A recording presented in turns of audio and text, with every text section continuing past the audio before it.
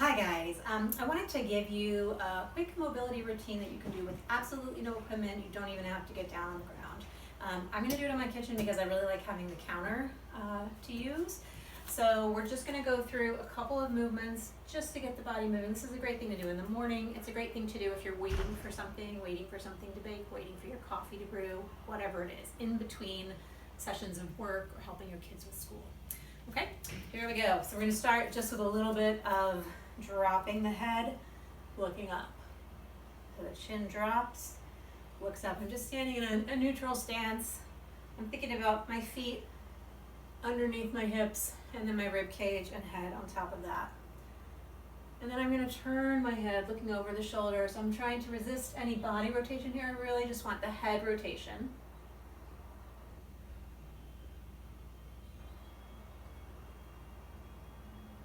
And then ear drops to the shoulder, nose stays facing forward.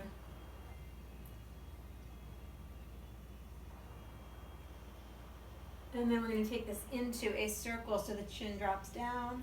You're going to go to the side to let ears to your shoulder. And then as you go to the back, look up, extend the neck nice and long. And then drop the ear to the other shoulder. And come down, circling it around. Nice and easy. You can go as slow as you want to here, really. There's no points for speed. And then taking it in the opposite direction, circling it the other way, getting that neck moving. Nice and slow, extended, looking up. You're not crunching your neck back to the back. And then shoulders, I'm going to roll the shoulders. You really want to feel the shoulders moving through the full range of motion. So it's not just a little circle like this, but it's the shoulder blade coming forward on the rib cage, going up towards your ear, coming back towards your spine, and then down. So circling here. Another thing you can do is take the arms up into an extended position and take this into a camshaft kind of circle, whichever one feels better to you. Circling and then reversing, again, either with this extended arm or with the shoulder. And then we're going to take the rib cage. So I'm just going to put my hip against the counter so that I know my hips are in place. And then I'm going to take my rib cage down. So I'm rounding through the ribs, taking them over to the side, lifting my chest up toward the ceiling, taking my head back a little bit if that feels okay, or keeping the chin tucked a little bit if that feels better, and then taking it to this side. So keeping the hip against something helps you to make sure that your hip's not moving, that it really is all in the rib cage. Taking it around and then reversing the opposite direction.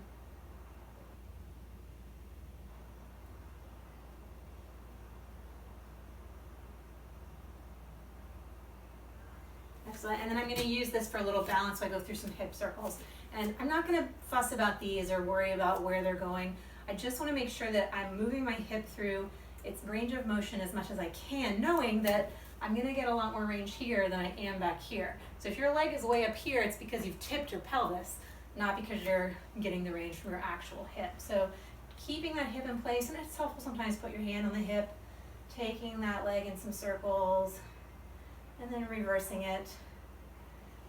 Trying to make sure you're hitting the top of the range, so the part where it feels hard to hold. And then the other side, again, hand for balance, hand on your hip to make sure your pelvis isn't hiking up to the side or hiking up to the back as you go around. So circling, noticing any differences from side to side, right? Without judgment.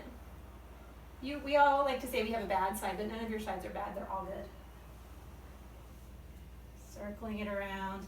And then hands on countertop, table, desk, whatever you've got. You can do this at the wall too, but I like it better to be able to have a neutral wrist. So I'm going to grab on here, I'm going to walk my feet back and drop at the hip. So this is almost like a weird variation on downward dog. So I'm thinking about the hips reaching back and long, the spine is nice and long, the sides of the body are long. And then I'm just going to round the spine a little bit and then take it into the reverse a little bit. Just a little round.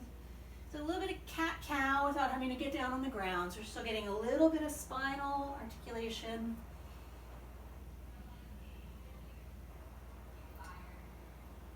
And then bring it in And just do a few push-ups on whatever surface you're on, a little counter. A couple little push-ups just to get everything warmed up and moving.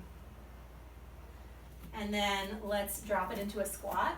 You're gonna drop down wherever you got, right? If your squat's here, that's totally fine. If you can drop all the way down to the bottom, that's fine too. If you can drop down to the bottom, you can do a little shift back and forth. You can kind of take your legs in and out. That feels good too sometimes. A little shift back and forth. If you're here, just hang on to your whatever you've got. Same thing. A little shift back and forth. You can go wider or narrower depending on how your body feels the best. And then come on up, and we're gonna finish, I'm not even sure if you can see my feet, but we're gonna finish with some ankle circles. You take some ankle circles in one direction, and then the other direction. And then switch feet, ankle circles, and the other direction. Of course, you could take much more time with all of these things, but this is just a quick hit to everything so that your entire body now has been addressed. So this is a great thing to do in between things. It's a great thing to do in the morning or even right before you go to bed. So keep moving your body. Let me know if you have specific requests or questions or pains or things that you want to help with. I'm happy to help.